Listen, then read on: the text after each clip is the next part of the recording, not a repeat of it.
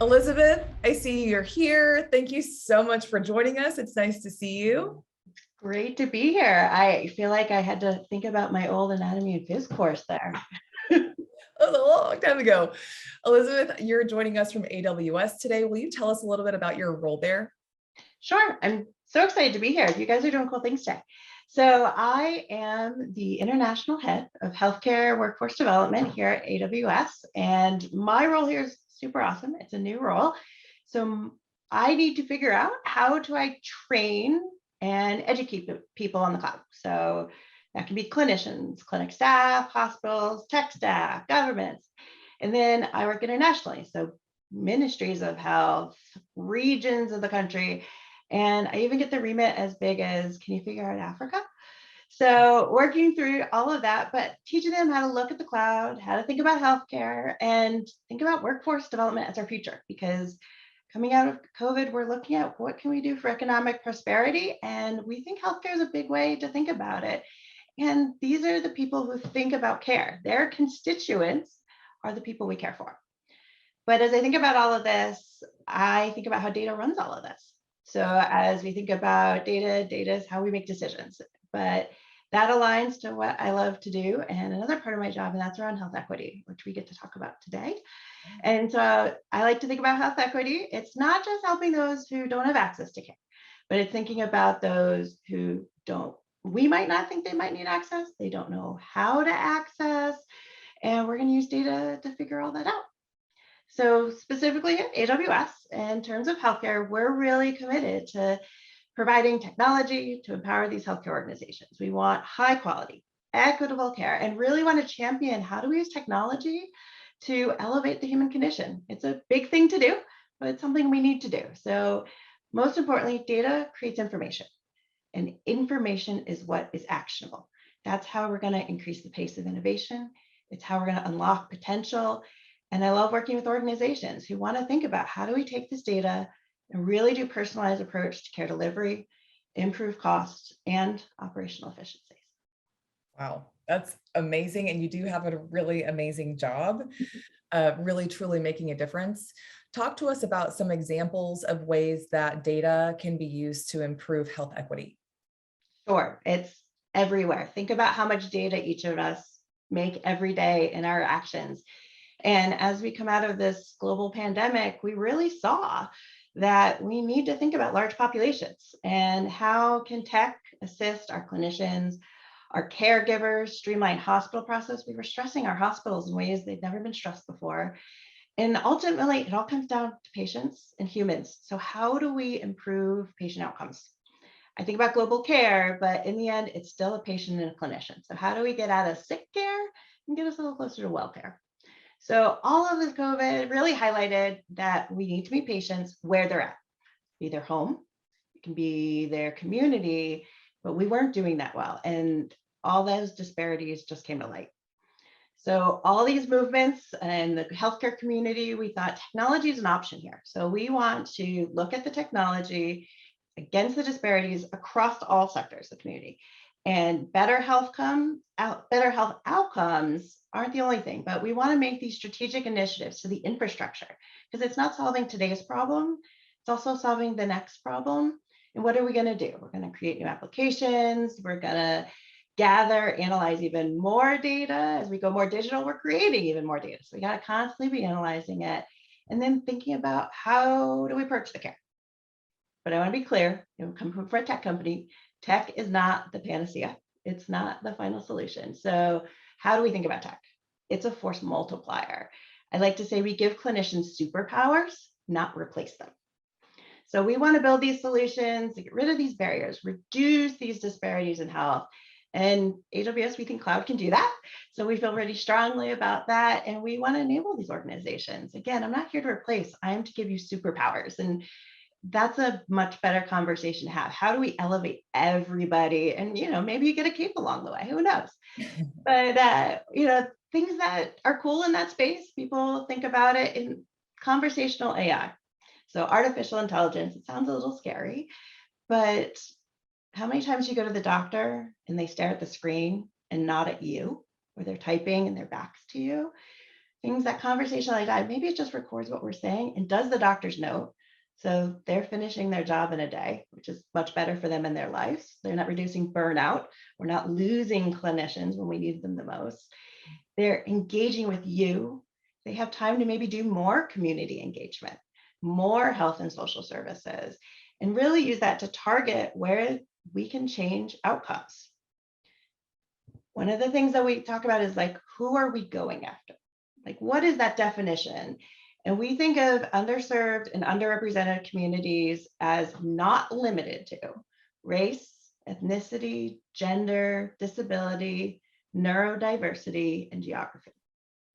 And I always put geography last because when people think of geography, they think rural care. Well, they can't get to a doctor. They can't get to a care center. So that's their disadvantage, but it's not true. Urban care is just as big of a problem. So I'm based out of Boston. I'm talking to everybody from Boston today. I've been in the healthcare arena of Boston for many, many years, and we're a healthcare capital, not just in the US, but globally. And some of the best hospitals in the world are in a neighborhood called Longwood. And if we look at that neighborhood and we go less than a mile to a more economically depressed neighborhood, that 1 mile equates to 37 years less of life expectancy. So think about it, a 15, 20-minute walk away to the best care in the world, and they don't have access to that. So like, how do we help that? What do we do?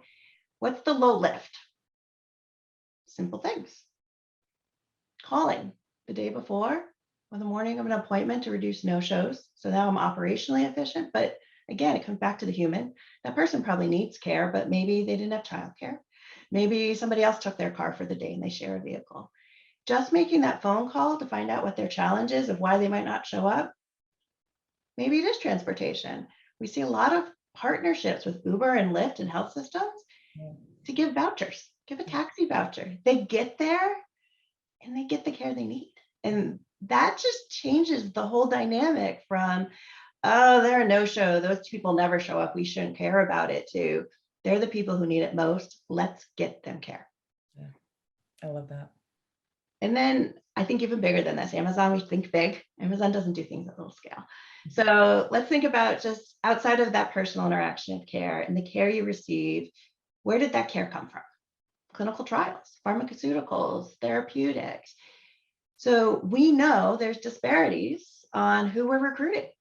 We're not getting diverse populations into these trials. So we know it's super hard to recruit. Time of COVID has proved this is even harder to get the right people that we need. And so pharma companies specifically are looking for new ways. But how do we find the participants? The data in these health systems can identify the candidates. They can enroll them in these drug and therapeutics, but ultimately they're then enrolling people that represents a wider community. A wider community gives better care to an entire community. And so we want to use that data to make sure the communications to these potential participants are in their language. It's in a place where they may see it. I've seen places that go to community religious organizations and talk to people there, or community centers. Not they have to come to us, but we need to go to them and really meet them where they are and give them the care they need, and make sure all of our cultural and ethnic groups are represented in the care of the future. Oh, I think it's important. I come from genomics. I actually come from pediatrics and genomics. And so I get very passionate that we need to like take care of our people, and little people become adults. So as we think about these kind of things in genomics specifically, we have the human genome. We have mapped the human genome. It was the big news this year. The last of the little bits are done. We know what it is. Super cool, right? Well, it's the standard genome. It's not inclusive. It doesn't represent everybody on this call, I'm going to guess. So we know there's genetic variations that are in ethnic populations, geographical locations, and those genetic differences are really important. They're how you respond to a drug treatment. And you can't glump in big people. I can't say, well, all Asian people won't respond this way. No, different places, either from Japan or Indonesia, are going to respond differently. It's a genetic differentiation. So we need to build not the standard genome, but the standard genome for all of these different populations. And so my personal feeling is the people who are receiving care should see people who look like them when they get their care in those care settings. But the people who are doing the analysis, this tech creation, the drug discovery and therapy, they should also look at it. So that's part of my job now, is getting people who maybe aren't used to it into these roles so that we do better healthcare in the future, not just better right now. And then I want to tell a funny story because we're two women in a panel, and it comes from pharma and thinking about data. So they did a clinical trial and they start looking at the data, and women in their 20s and 30s kept being marked as non-compliant. They weren't taking the drug, they weren't following through on the trial. And so at first glance, it was like, nope, get them out of the trial, they're going to ruin our data. Someone kind of raised their hand and was like, well, why? Let's go deeper. So they looked at the data, and there's this funny thing that happens, that women in their 20s and 30s have babies. Shocking, major shocking revelation. Women get pregnant. Well, when they were pregnant, they were non-compliant. They weren't taking a drug that was in development while they were pregnant. So non-compliant is what the data says. You gotta go deeper. Look at that data, get the insight, because that's going to lead you to the right action. So what's AWS doing in this space? I'm super excited about this. I've been at Amazon, I'm in my 6th year, and we've done really cool things throughout COVID and COVID response. But right now, we're looking at, over the next 3 years, committing $40 million to harness the power of the cloud to advance healthcare equity. So I sit on this committee. We're looking at how can global organizations, it's not just the US, it is globally applicable. I have to say, our next application round is June 30th. Please tell us what we can help you solve, because we're really looking at how do we impact underserved and underrepresented. So we're looking at applications that either increase access to health services, reduce disparities, addressing the social determinants of care, which unfortunately that list keeps growing. And then finally, what are you going to do to leverage data to promote these equitable, inclusive parts of care? And again, it goes back to the data. We need the data to turn into information, to turn it into action. So we've got a great example. We've been doing this for a little bit, and Medtronic was one of our earlier grantees, and they partnered with us on something called the GI Genius system. So it's expensive. Not a lot of places are going to get this system. And we're putting them in local practices in underserved, both rural and urban communities, with the idea that we want to increase preventive cancer screening for colorectal cancers in these patients. It's not somebody that you should have a right to screen for cancer. I'm a big believer that healthcare is a right. Get access to it and put it to the people who need it, maybe don't even know it's available. You know, a lot of times that's what we see. I don't even know that I should get that screening. So let's get it out there. AWS is helping in delivery and installation of up to 50 of these devices in communities.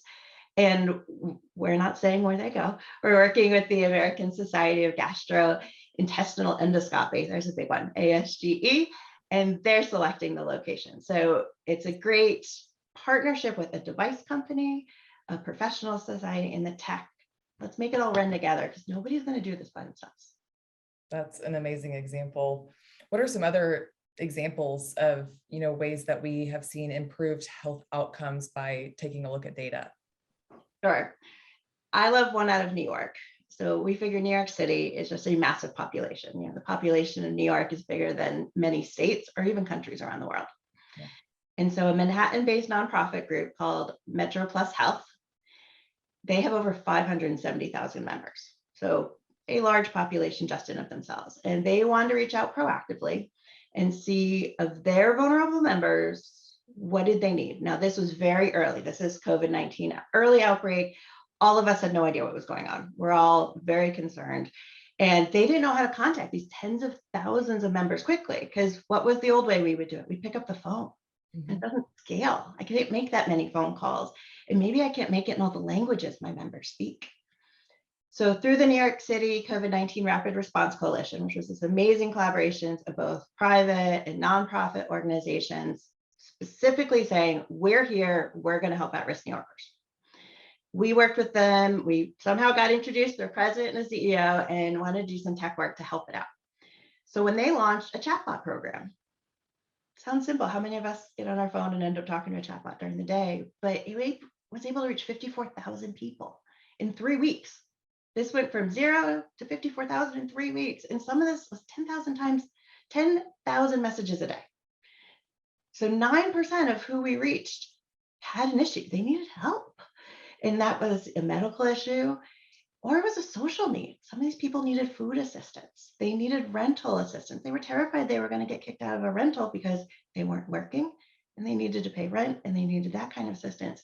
So the chatbot responded and connected 2,400 people from the idea of, do you need help? What help do you need? Directly contact you to the right person, not give you a, you should call, or maybe this, put them right in the hands of the right people to solve that problem.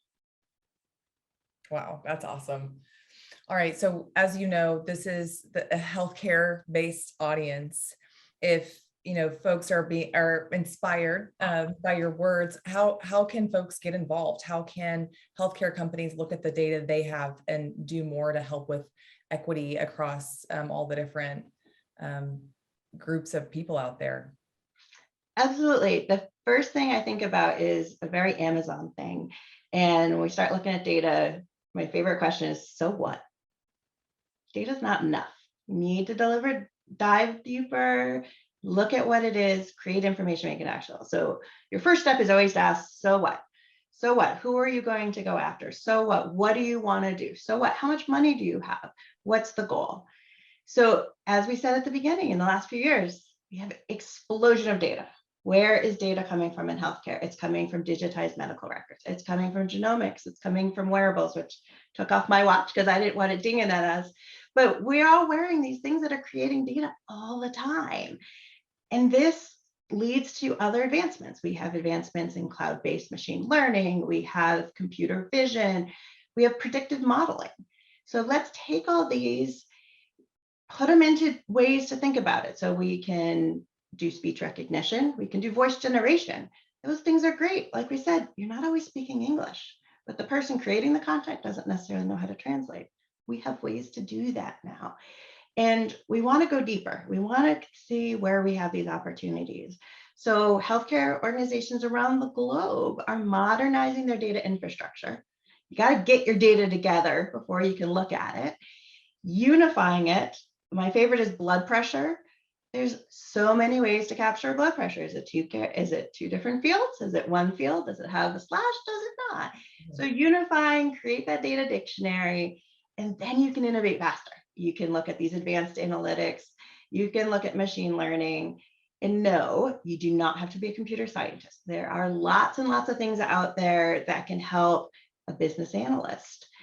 Somebody who did not go to a computer science program. You can do this at different levels. There's so many programs. Work with that. And then ultimately decide what you're going to do, what you want to prove, and then accelerate decision making. Don't get stuck. Don't do analysis paralysis. Start somewhere. Do an iteration. Do a small pilot. You'll learn something from it, and then you expand. And that's what we like to do. So as you think about making data-driven decisions, you want to look at these tools that maybe have a chronological view of your medical record, because then you can analyze trends. You can look at outcomes. What worked? Did making phone calls to get people that rideshare work for your organization? Maybe, maybe not. Maybe it would have been more efficient to give them a subway pass. Mm-hmm. Depends where you are. So make sure what is the right trend for you. And then look at that cohort of patient. Maybe you can look at it by treatment. You could look at them by demographics. What test is happening, and then use these models because they're going to change over time. Who comes to see you is going to change. Where you see, we're, again, the Boston area, we have monster healthcare, but it's also sprawling. We're treating patients in the suburbs with the same doctor. They could drive into Boston. So how we treat, where we treat, that's changing. So I heard it earlier. It's iterative, it's ongoing. You don't do it once, set it and forget it. Keep thinking about it. Keep looking at it. One of the things we know right now, diabetes is a huge problem. It is a big problem in population health. And we worked with an organization called Amada Health in the US. And they took a digital version of standard content. It's called the Diabetes Prevention Program. It's So it comes from NIH, National Institute for Health, and CDC, Center for Disease Control. So you can get content elsewhere. You don't have to create that. But how do you use that to serve people at a lower cost? It's individualized. Same thing isn't going to work for everybody. And then use the data you find to continually improve your results. So for Mata Health on average, they lowered a 5-year risk for a type 2 diabetic by 30%. So think about that translates to. That's better, healthier lives for 30% of the people. It's better, healthier lives with their family, with their friends. There's a human aspect. There's cost savings. If you're a health system, there's absolutely cost savings.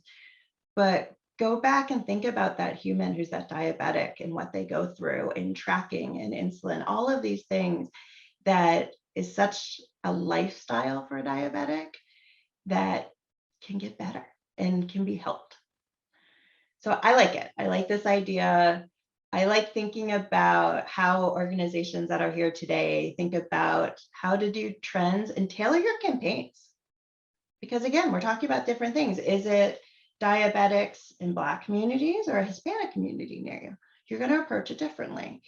And then go down and use that data then to geo-target it. Another organization also doing social determinants of health looked at high ER usage. So where was it being used? Who was using it? Why were they using it?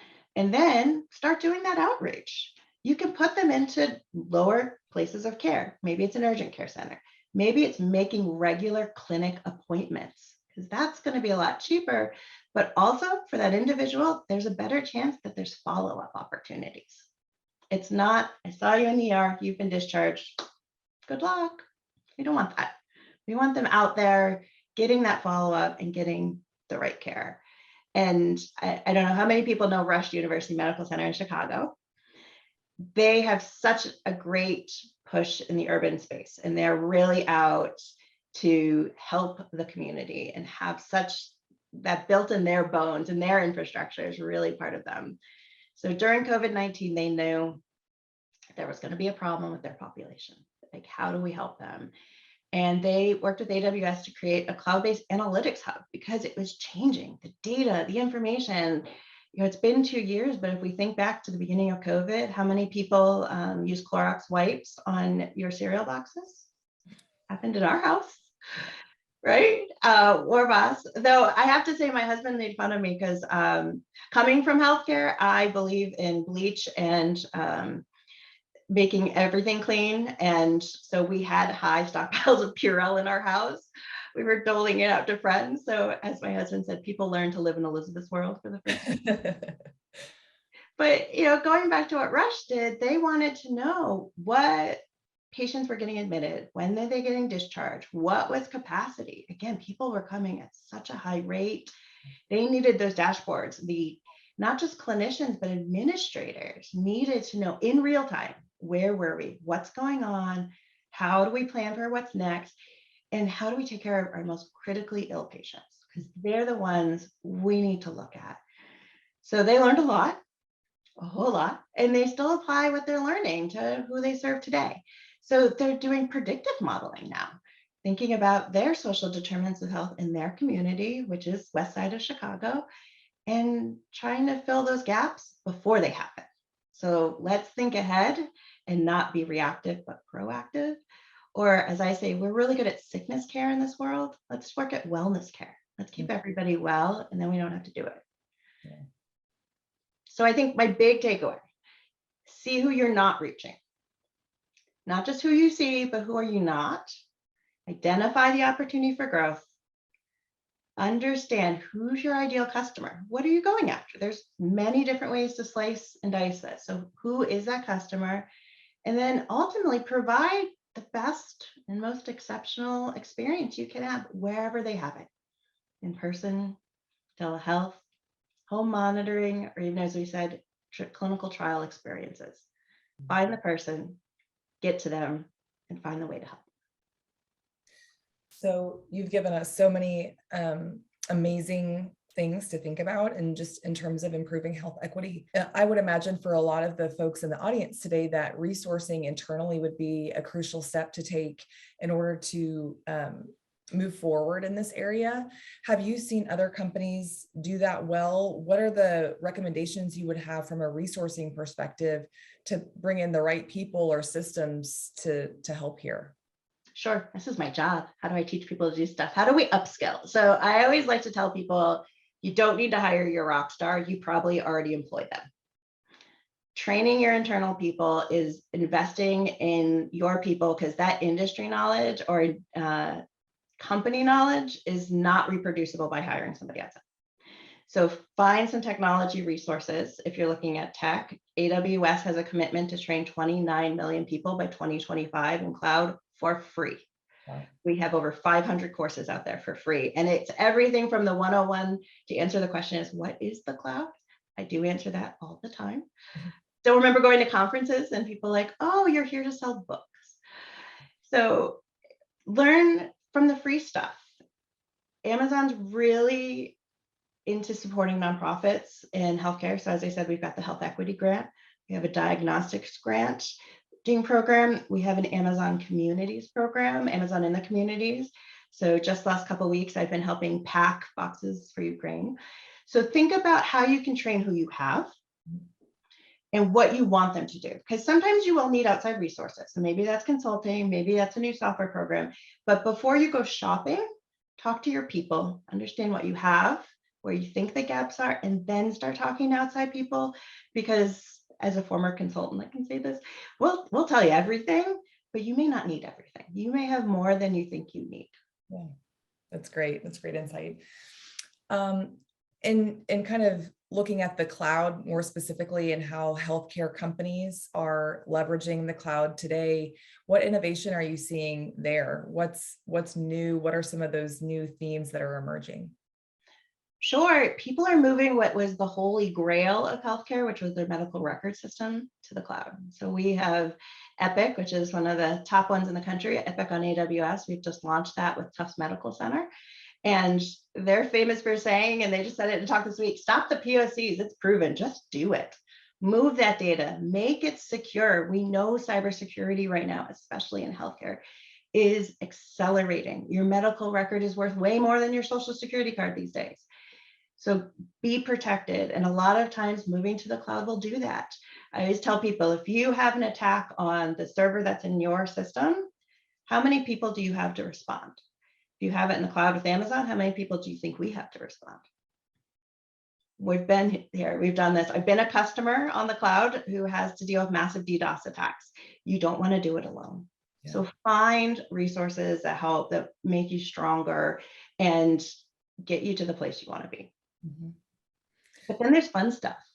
So cloud, everything's a data and stuff. But one of our hospitals, Mary Washington, just south of DC, they put together a robot that runs via the cloud to do low impact nurses things. So what do you want to replace a nurse for? How many people have to walk up and down the hallway after surgery? Do you want to pay a nurse to walk up and down the hallway, or do you want to use them at the top of their license? So this robot can walk, knows how far to walk them, knows when to turn them around, and knows how to call for help. Or the other top use case for the robot is people who forgot their cell phone charger and call the nurses station for the cell phone chargers. Instead of a nurse coming down, we can send the robot. I love that. I love the visual of a robot walking a patient up and down the hall. That very ET vibes. In thinking about other industries that are making really cool strides in the way that they operate within the cloud, what are some cool stories that you could share that might be inspirational to our healthcare audience? Sure. Some of the stuff that I'm seeing, I'll actually go to outer space. There's a lot of talk about how do we treat in outer space. Mm-hmm. We think about the International Space Station. People don't go up for one day anymore or a week. These are long-term, we could consider from a healthcare perspective, patients in space. How do we give them healthcare? Talk about the ultimate telemedicine problem. And so we're working with places. We have a partnership with NASA. The Mars rover was actually launched using AWS. So that was a very fun day for a lot of us who had worked on that project. And now we're looking bigger as people are going to space more and more.